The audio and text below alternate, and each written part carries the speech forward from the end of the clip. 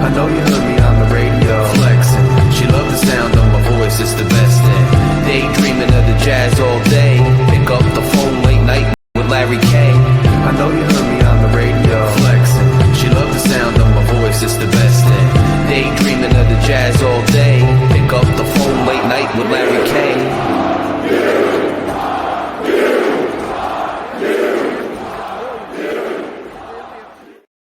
Night fans, I promised you that I would do a preview this week because it's the beginning of the Big Ten schedule. So Night Watch is back on, and I've got a special treat for you. Two guys I got to spend some time with yesterday on their podcast, 12 Saturdays, talking about Iowa sports, Iowa football. Tory and Joel, we're going to preview this game, and I think it's a pivotal big game for both teams. You know my concerns. We're going to delve into them a little bit, but to get a better look at Iowa, the state, the culture, the team, and this year's team and the keys to the game, I'm bringing these guys on.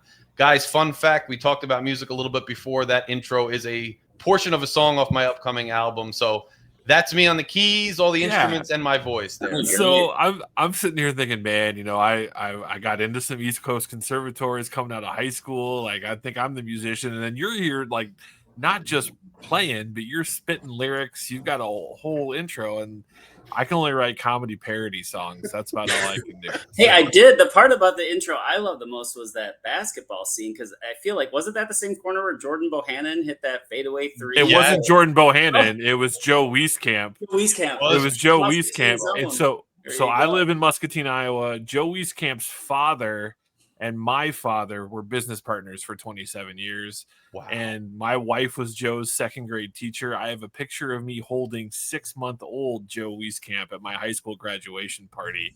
So the Wieskamps and my family go way back. And when he hit that shot, we were at Buffalo Wild Wings, just got done with 5 o'clock mass.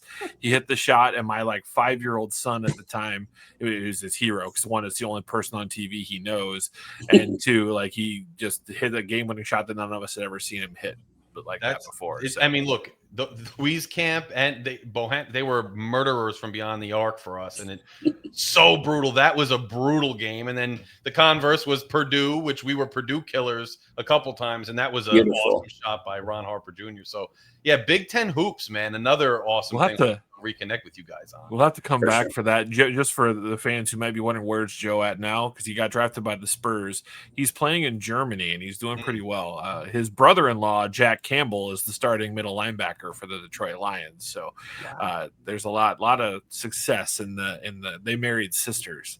So there's a lot going on in that world. Yeah, and Joel has, both of you guys have a wealth of knowledge on Iowa stuff. But we were talking about something yesterday on your show about the connection to Jersey from a business sense. Why don't you tell some people when they go out to Giants or Jets games why they can kind of thank you in a way and think of you glowingly, literally and figuratively, when they're at those ball games. Well, I did some research too. It's actually the Rutgers Football Stadium as well. So really, the lights. So Friday night when this game is on under the lights that are on the stadium at Rutgers are manufactured in Muscatine, Iowa, by a company, Musco Sports Lighting.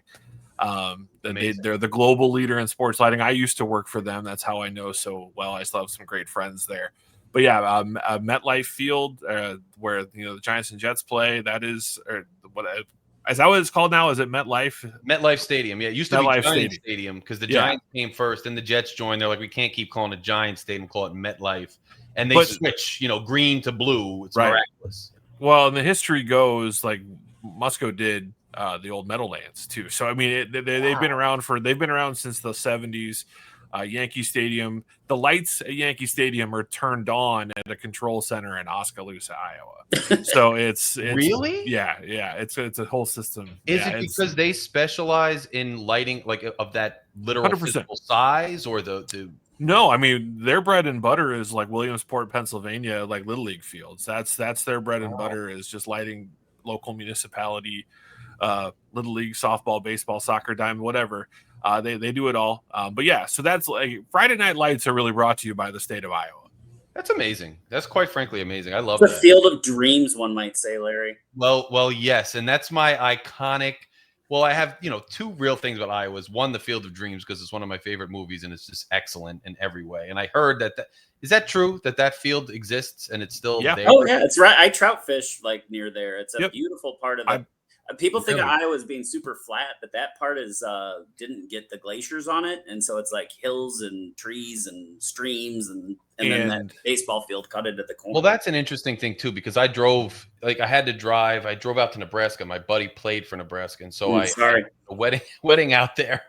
And anyway, Iowa though, like, and I love road trips. So Iowa is a beautiful state, and like honestly, and it is. There are rolling hills and grass and stuff out there, and so people that don't know, may not know that the landscape has that diversity that it does. And I've been through Des Moines and all that as well.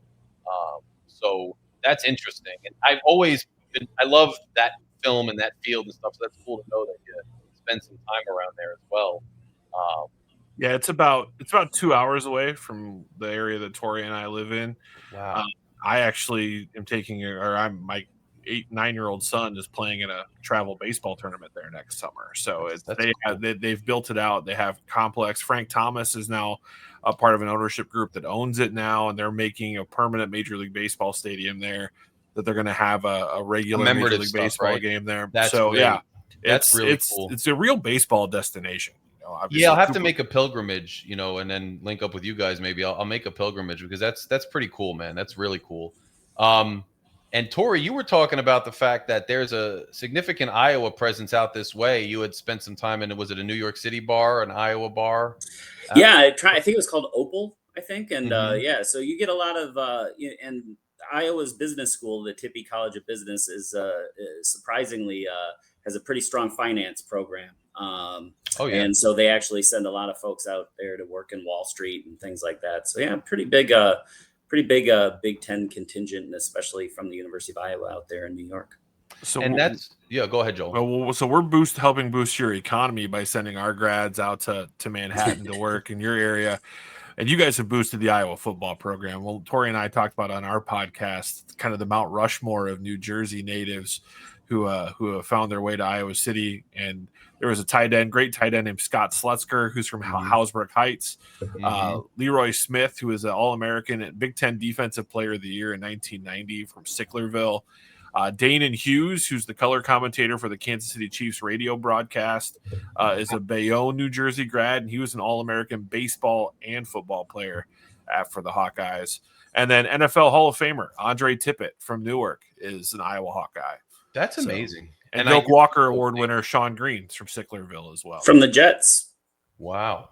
Yeah, and so that spans the whole thing of New Jersey. Small state, but the regional differences are kind of pronounced when you're over here, and I think that's like that in a lot of New England states, because they're just more condensed, but they still have a wide range of geography and city allegiances there. So Sicklerville being south more, and then Newark all the way north, and Bayonne in the northeast right by New York City. That's really it's interesting how New Jersey has exported so much talent for so many years, a lot to the Big Ten, and then some Big 12 and SEC too, obviously throughout the years. That was one of the things Rutgers has long tried to do, is try to keep some of that talent in state, but it's pretty cool that those New Jersey people have made their way out to you guys and have really cemented themselves in the legacy. And there's a huge Hawkeye presence on the New York Giants coaching staff now. So Iowa's running backs coach the last several years, Liddell Betts, is now the running backs coach for the Giants.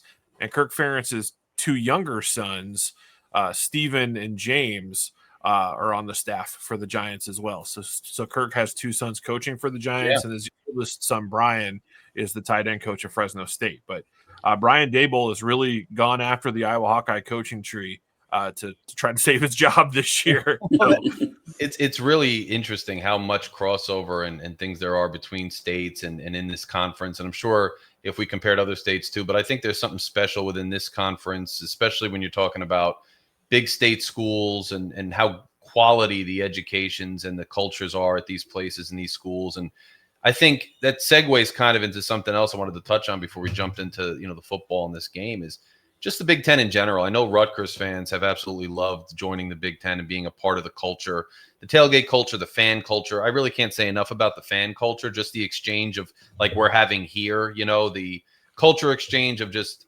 people in different professions who are alumni of these schools, who have close connections to these states, and just the exchange of ideas and the culture has been great. But, we've struggled, in some way, obviously on the athletic fields in the hardwood, but we've also excelled in some years and some moments.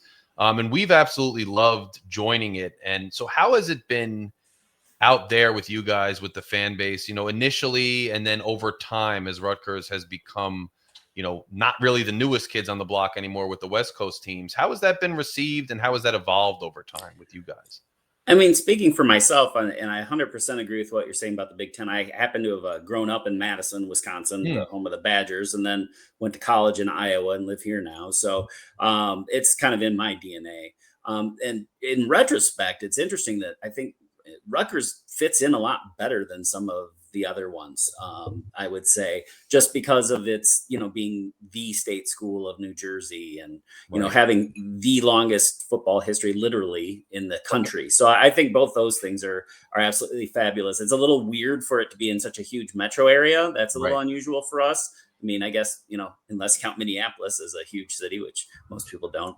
But I didn't really get too freaked out about it until they brought in the West Coast. I'm still a little not sold on that, but I'd like having Rutgers and Maryland in.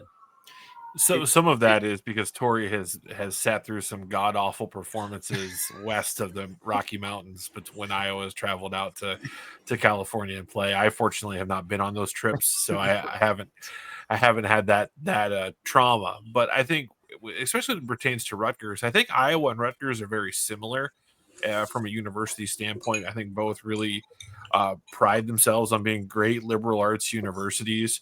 And I also think that they have realistic expectations for what a program's going to produce. I mentioned to you yesterday when you were on our show. So Chris Ash was actually a coach. He's from Iowa. He was a coach at Drake University and recruited me a little bit when I was in high school. And no one was pulling harder for Chris to have success out there than I think the entire state of Iowa, because we love to see our own people have success. And I find that a little bit when studying kind of what Rutgers is too, yes, you're in a major metro area, but there isn't major Division I college football at any of the New York universities. So it really is, that metro area's big football school as far as college football goes. Oh, yeah. So, and Iowa is the same way. So I know Iowa State's having a banner year right now, but really the state of Iowa for the longest time, it was the professional sports team were the Hawkeyes. So I think that there's a lot of similarities in that regard. And I think that's why it's kind of been a fun, not rivalry, but a fun rekindling of some traditions here, because these are two schools who I think approach football very similarly. And I think that's reflected in the two current coaching staffs. Kirk Ferentz obviously just passed Woody Hayes to be the all-time winningest coach in Big Ten history. And it really has been done through being consistent and building it day by day, stacking days and stacking weeks, and building it brick by brick and developing that talent. None of those guys I talked about who are great players for the Hawkeyes were 5-star recruits coming out of high school. So they're programs that have to build through talent development, not talent acquisition. Unlike your basketball team, which seems to have lottery picks every other year. But in football, they really have to develop the talent, not just acquire it. Yeah, and I think I'll agree with you. I always am hesitant to render an opinion on the West Coast editions because I'm such a newcomer, being New Jersey guy and Rutgers here. But yeah, there was a kinship, I thought, at least with most fan bases, not everyone, when we came in, because state school, there's some people wouldn't believe it necessarily at first glance. There is some culture, good amount of cultural crossover there in those northern big state universities and the academic culture there. I think there is. I'm not saying there isn't that in the West Coast, but it's a different kind of thing. I don't know why I think that. It's more of a gut thing, but it's a little different. It's a little different, and it's a little, I don't know. I think it's analogous to kind of what the industries are too, right? Yeah. So you've got the West Coast, where a lot of those people are looking at how can they be flashy, Hollywood, just think Hollywood sort of thing. Whereas Rutgers, it's more of, hey, the arts there are like the serious arts. Like you've got John Coltrane poster behind you. We're talking like David Mamet type stuff. It's the theater versus Last Action Hero or whatever you're going to have out in California. And here Iowa is in the Midwest, where it's like, we wake up at 4 a.m, we drink our coffee, we have our biscuit, and we go out and we farm and we do all that thing and we get some fried chicken at lunch. and then we take our lunch pail out and put it, and then we go back to work. And What kind of Norman the Rockwell Midwest. crap are you spewing? What kind of Hey, Norman listen. Rockwell crap are you spewing? There's so many. The only time I ate a biscuit was in Georgia. That's because you're a city. That's because you've only lived in Big Ten university college towns where it's all elitist. Well, Okay. Those of us you can eat your dirt biscuits and enjoy it, I guess. I like to give Tory a hard time for being from Madison.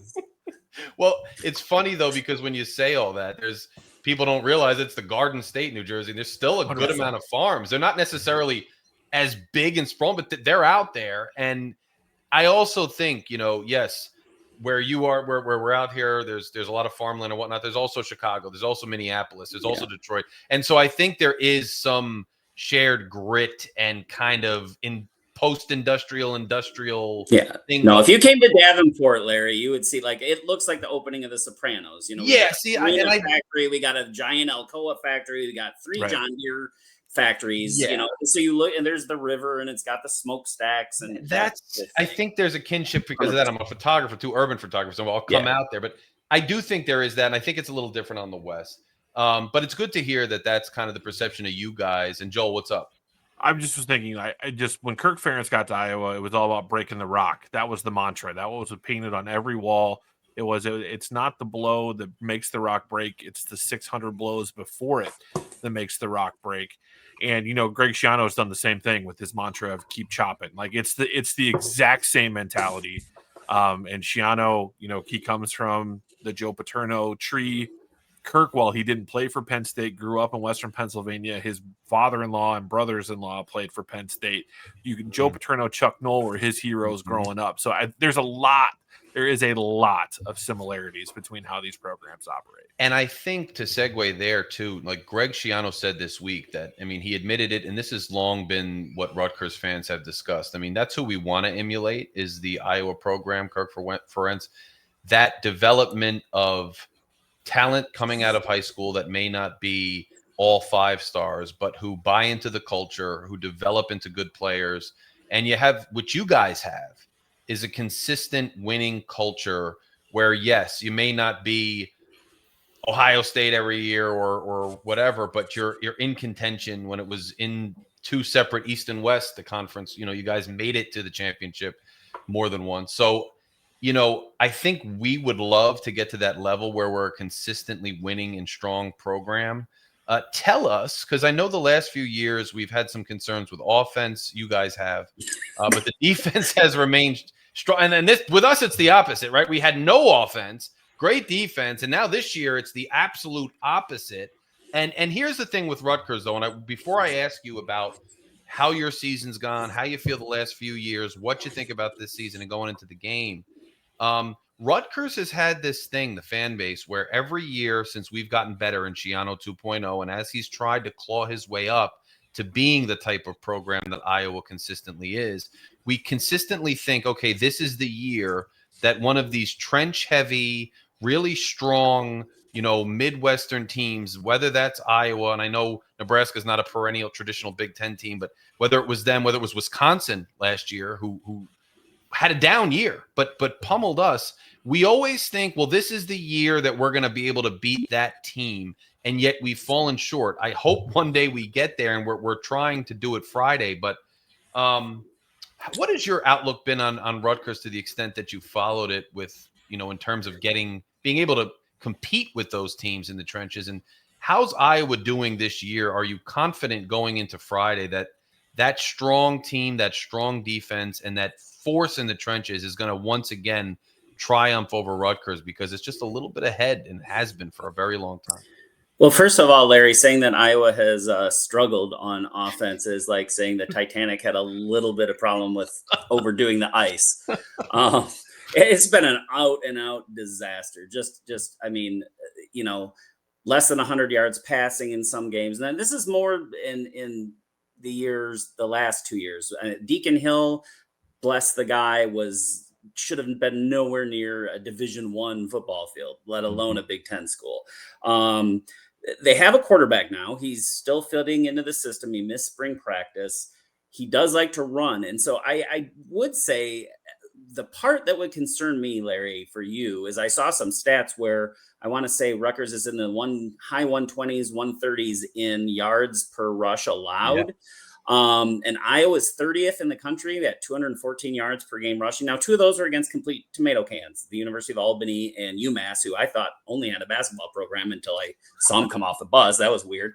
Or But Joe Harrisimiak. yeah, but Iowa's not as traditionally strong in their secondary as they have been. So I think there's opportunities. I think Rutgers is going to have to take some risks. That's how Iowa State tends to beat Iowa, I think sometimes is, well, they kind of just grind it out and then wait till the end and then take risks. But, I think if it's just a straight up in the trenches battle, Iowa probably has an edge. Definitely their offensive line against Rutgers' defensive line. Flip it, it's probably a little closer, although your left tackle problems could be an issue. So I think they're going to have to be creative to pull the upset. But Iowa can be beaten. Iowa's going to play a game that's going to come down to the fourth quarter. Whoever makes the fewer mistakes and whoever makes the big plays wins. So your team will definitely have a chance, in my opinion. This is where Tory and I sometimes argue is I think Iowa's running game is on the verge of being one of the dominant running games in college football this year. Their backs have been dinged up a little bit, but the offensive line we have one small injury, potentially a left guard. But Logan Jones is going to be a finalist for the Remington Award this year. I'm confident in some of the people I talk to.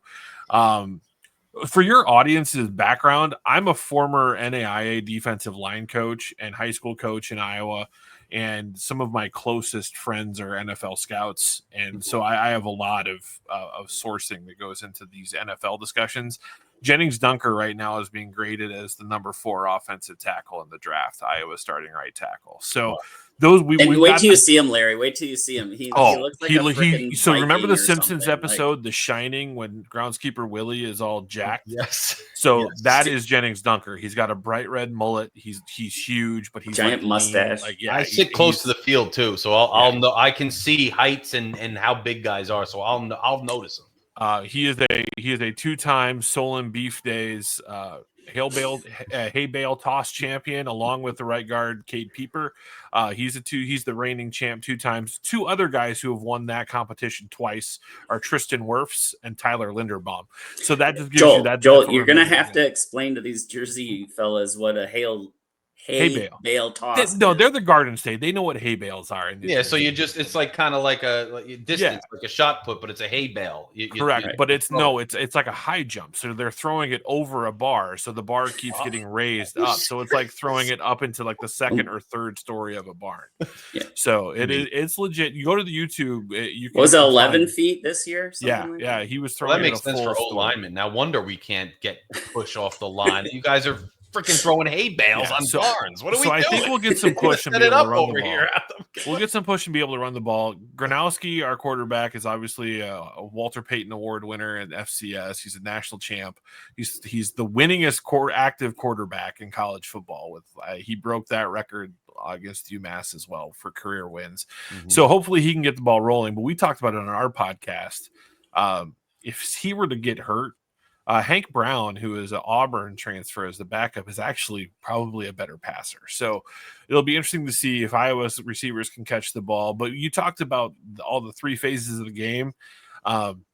Iowa's philosophy is if they can win 2/3 of the 3 phases, they have a good chance to win. So right, if Rutgers' offense has a little edge over Iowa's, I think Iowa's comfortable going into a slugfest because they think they can out field goal kick, out punt, and out defend almost any team they play. So it'll be a battle, but I think it's Iowa's like a 4.5 point favorite or something, or 2.5 point favorite going into this. It's a close line, and I heard. Yeah, I think it's gonna come down to the kicking game, and that's where as an Iowa fan, I feel pretty confident. I will say this, Larry, you mentioned, how do we feel about Rutgers? I won a national championship on EA Sports using Rutgers, primarily a fullback based That's amazing. offense. Yeah. So no, Like I like. recently, or was it What like year was that? the No, Jim it's years Leonard? ago, probably Oh, like 2009. oh yeah. So or you're playing when like the Rutgers Ray had- Rice, yeah, Jim yeah, Leonard. yeah. You got Ray Rice and Jim Leonard Like in your the backfield. 06 Rutgers team, Yeah. just like But running. I loved the birthplace of college football banner. So I was like, you Yes, know what, I'm and gonna that's play them for a couple seasons, and that's cool. Do you Oh, guys it's well have? Let worth me it. ask you, Larry. Do you have like a Gary Brackett just lurking over there on the defensive side of the ball that Iowa needs to be watching for? No, I mean, look, the defensive side, we those dominant players that were causing havoc, they all transferred out. You have a Weaver who was a transfer from Ohio up a level. He was very good in the FC and the MAC, and the MAC is not the FCS, obviously. So he made a lot of noise there, but he's been very quiet here. Walker, another D end who led the team in sacks last year, has been quiet thus far. His body makeup reminds me of a Jason Taylor type of guy who was a converted tight end, and he has a big wingspan. He can get back there. I don't know if, fans will resort to any kind of conspiracy to try to make themselves feel better. And the latest one was, well, they're telling them just to like bull rush straight on and not use any moves to see how it works against lesser competition. Daryl Jabome, our linebacker, was all over the field last year. Good, when we're playing with two linebackers primarily, and more defensive backs. And so the horizontal play of the linebackers is really important in taking the proper angles, especially in the run game, the perimeter run game. And Tyreen Powell was an expert in that last year, but we've been slow to replace that productivity this year. Shaquan Loyal was another really good safety who could play the run particularly well. He spent some time with the Bengals in training camp, didn't ultimately make the team. You have two safeties now in Jet Elad and Kaj Sanders, who a lot of talent physically, especially Sanders, but they just have struggled a bit all around. So what I think, honestly, and based on what you guys said, it makes some sense. If Iowa establishes the run and they remain on schedule, I think it's going to be a tough game for Rutgers because, you'll set the tone. And if you have such a good defense, no matter how good our offense might be clicking, there's always a chance the defense steps up and stops them or gets our offense off schedule or there's a turnover. On the other hand, if Rutgers is somehow able schematically or with some personnel shifts we haven't seen, slow down the run game, maybe get Iowa a little bit off schedule and force them into that passing situation, maybe they can capitalize on some, turnovers of their own or, the electric offense on Rutgers' side, but they're coming up against one of the better defenses, in college football. So I think it's an interesting, and this is where I think it's really nuanced because of what you just said, Joel.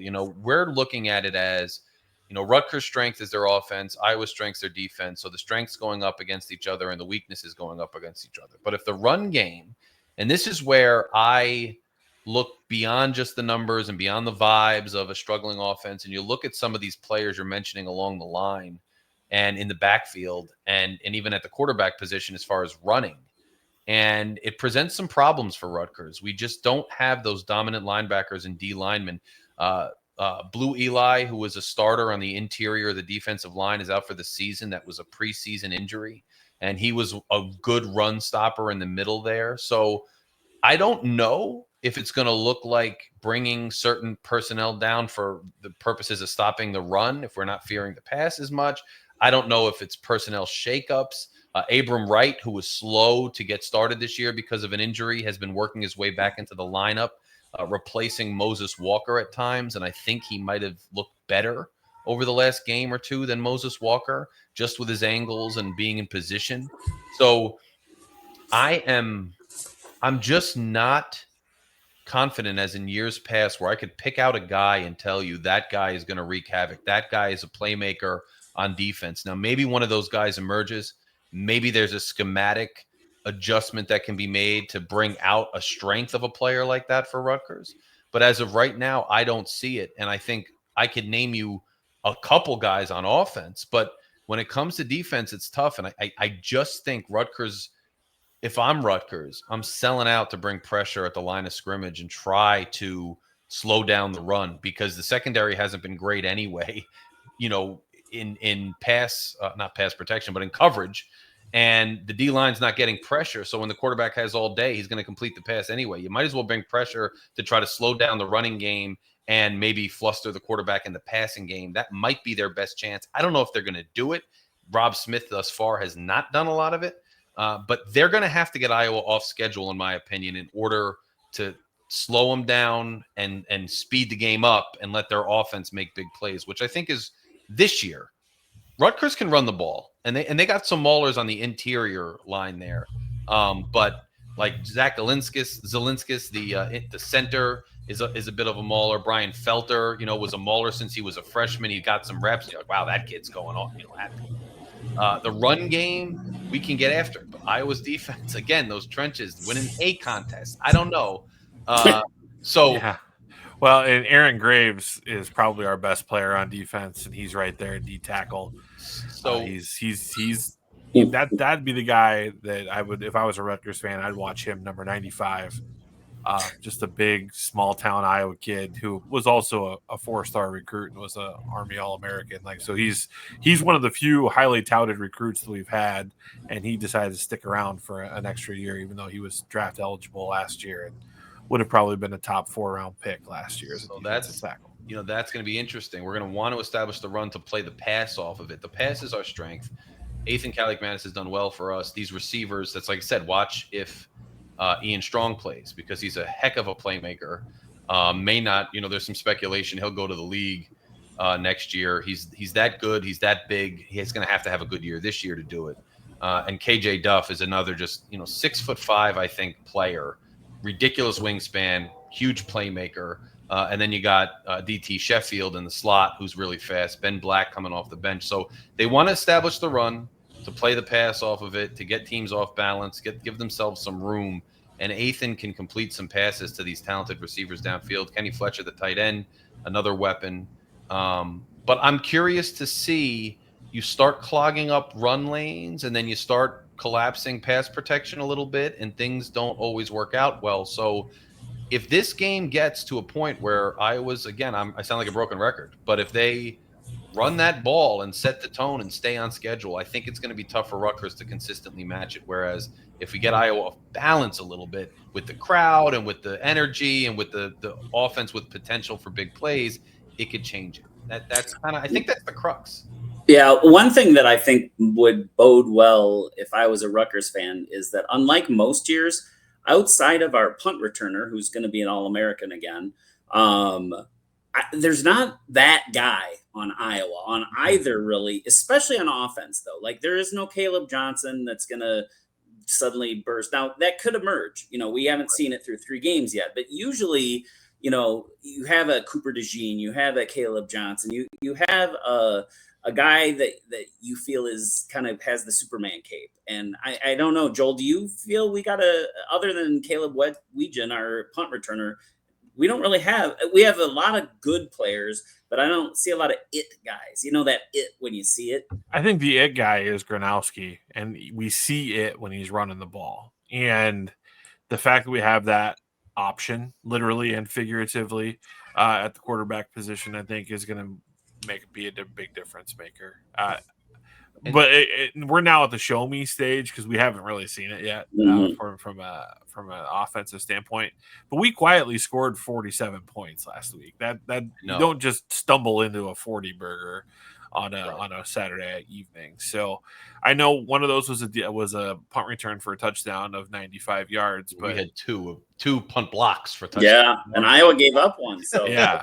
Well, and I guarantee you, LeVar Woods, Iowa special teams coordinator, is somebody I know pretty well, and I can guarantee you that protection will be fixed.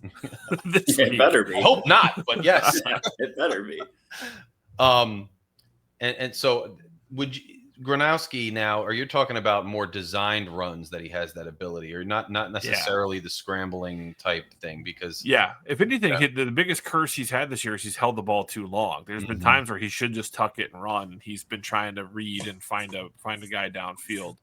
But if he could just tuck it and run, he'd be a lot more dangerous. But the design quarterback runs have been pretty effective for the Hawkeyes this year. That's going to be key, I'm telling you, too, because Rutgers has played some elusive quarterbacks that they've gotten pressures but haven't been able to bring them down. If they can get there and Iowa's throwing the ball, that'll be what Rutgers probably wants. If you guys are just nose down quarterback and all running downhill every play. I'm sure that's what they're going to want to do, right? And that's what we're going to want to stop. So it's going to be interesting to see how that plays out. All that being said, I mean, we talked a little bit last night about how pivotal this game could be, just given the rest of your schedule being so difficult, that Iowa feels it needs to get this game to set the tone properly. I think Rutgers feels the same way, not because they should win or expect to win, but just because the schedule is so stacked against them that they think this is a home game on a Friday night. You got to try to pull it out to get yourself on schedule to try to get to a bowl game. I think that's where Rutgers is this year, trying to get into a bowl game. It might be a down year, not necessarily because of the talent. We have a lot of it on offense, but because the schedule is so difficult. What's the outlook, thus far based on the performance you've seen? I know the teams you've played and Iowa State outside of that haven't been necessarily big barometers, but what's the feeling? What's the feeling going in the game? Well, yeah, I mean, the reason it's a critical game for Iowa here is exactly what you said. They have Indiana next at home. And then, they have some really tough games. They've got Penn State coming at Kinnick. They have Oregon coming at Kinnick. They'll be probably pretty big underdogs in both those. They're at Wisconsin, at USC. So it doesn't get easier. So when you're looking at the schedule, and this is no disrespect at all to Rutgers at all, but that's a game, if you think you're going to be an 8, 9, 10 win upper half of the Big Ten team, that's when you say, I got to go out there and get that. It's got to be a business trip, and we got to get this done. So they're going to come in with that kind of us against the world attitude with the crowd and all of that. Iowa State doesn't have the world's best atmosphere or intensity, but when Iowa comes to town, that's a pretty nasty place to play. So that won't be a huge factor, I don't think, even though Rutgers will have a great crowd and loud, but they've already done that once this year. So lost on a last second field goal. So yeah, they're going to be ready for a street fight. Makes sense. And we do, Larry, have to get going. We have a special guest that is coming on our podcast tonight that we need to record with at 9. So I want to wish you guys very good luck and no injuries. It's been a super pleasure talking to you, and we'll have to do this again. And definitely in basketball season, we got a interesting new coach, and we're going to be, I think, a sneaky little team in the Big Ten this year. So, if by interesting new coach you mean we're going to win the Big Ten, and I'm going to celebrate how one of my best college friends actually grew up with Coach McCollum. So maybe we might be able to get him on the podcast here, Tory. So. Sounds good. We'll definitely link back up. And guys, just real quick before you leave, let the people know where they can find you, and good luck to you as well. Let them know where they can find you, and go check them out, guys. Yeah, we're 12 Saturdays 2.0. We're an audio podcast, so you can find us anywhere on whether it's Apple or Spotify or any of the major platforms that you get your podcasts. And then you can also follow and Torby, do you want to plug your Substack? Sure. Tory's a great writer here, so he's got. I have a Substack. I have a Substack, Tory Brecht, Brecht's Beat, and as well, I am a 21-year-long now columnist for Hawkeye Report at the On3 Rivals Network at HawkeyeReport.com. So can check out my work there. Tuesdays with Torby. I actually came up with that like 2 years after the book Tuesdays with Morey came out, and now nobody has any clue what it means. So I love it. So guys, make sure you check out Tory's Substack, check out 12 Saturdays 2.0, make sure all the Iowa content's there, and you'll see these guys again when we get back on the hardwood. Good luck on Friday, guys. I'll be watching from the stands. You'll be watching on TV. Go ahead for it, Joel. The other thing I love about Rutgers is that you bring value to the wrestling world, which is important for us as Hawkeyes. Tory's a hoops guy. I'm a wrestling guy. Well, there you go. And so that's why I think why we were more excited when you bring in, the Rutgers and the Marylands of the world, because they contribute to growing the sport that matters so much to us Iowans. Yes. Yeah, that makes sense. And that the wrestling contingent too, and Rutgers would be very happy to hear that. Obviously very proud and some real success in some ways, especially individually. So that's awesome to hear too. But guys, good luck. Happy trails. Good luck on your podcast. I had a pleasure with you as well, and we'll talk soon. All right. Thanks, Larry. Bye, guys. So you've heard it here. 12 Saturdays, Joel and Tory. Thank you for coming on. Going to be a tough game. I think you could hear me on the RU Review with Steve Teichner. That is an audio podcast anywhere you get your podcast as well. I appeared on there tonight and we discussed it right here on Night Watch. We're going to preview as many games as we can. We are members of the College Huddle Network, so a lot of times we're collaborating with other College Huddle members. Make sure you head on over to the College Huddle, collegehuddle.com. Type it in Google. I have a website over there. They have a website over there. Every college team almost has some content over on the College Huddle, so make sure you check that out as well. My prediction for the game is, just like I said with these guys, I think this is going to be a tougher game for Rutgers than some people want to admit. You can call me a Debbie Downer. You can call me any of those things. I'm going to be in the stands rooting loud and proud and hoping that we pull this game out. I think we can pull this game out if we get Iowa off schedule and our offense is clicking. We force some turnovers. We finally get some sacks. I think Gronowski may be prone to holding the ball too long and perhaps getting taken down. But if Iowa starts getting downhill and stays on schedule and our defense doesn't have an answer for their rushing attack, it's a different game. The complexion of the game's different, and it's going to be tough for Rutgers. So either way, I'll be here to talk to you guys after the fact. We'll break the game down. We'll talk about it. Let me know what you think in the comments. And until Friday, man, stay sane, stay safe, and get ready for a big one. Remember, it's a blackout. Wear black and get loud at the game. I'll talk to you guys soon. Larry K is out. Go RU. I know you heard me on the radio flexing. She loved the sound of my voice, it's the best thing. Daydreaming of the jazz all day. Pick up the phone late night with Larry K.